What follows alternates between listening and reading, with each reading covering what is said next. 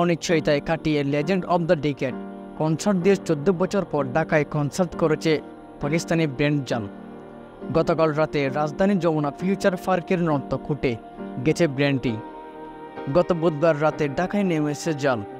শুক্রবার কনসার্টের কথা ছিল, তবে শেষ মুহূর্তে তা স্থগিত হওয়ায় অনিশ্চয়তা তৈরি হয়। পরদিন শনিবার যমুনা ফিউচার পার্কে কনসার্টের ঘোষণা দেন আয়োজকেরা। এদিন নানা নাটকীয়তার পর মঞ্চে আসে জাল। এর আগে টিকিট কেটে অনেকে ভেন্যুতে ঢুকে পড়লে বিশৃঙ্খলা শুরু হয়। নিরাপত্তার জন্য সেনাবাহিনী ডাকা হয়েছিল। মধ্যবিরতির পর চাইতে পাওয়ার পরিবেশন করেছে অর্থহীন।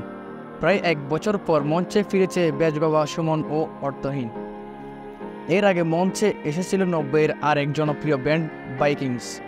কনসার্টের শুরুতে বিকেল 5টায় হালের আলোচিত ব্যান্ড ক্যালকুলেশন কনসার্টটি আয়োজন করেছে SN Zirconium in affiliation with root over experience.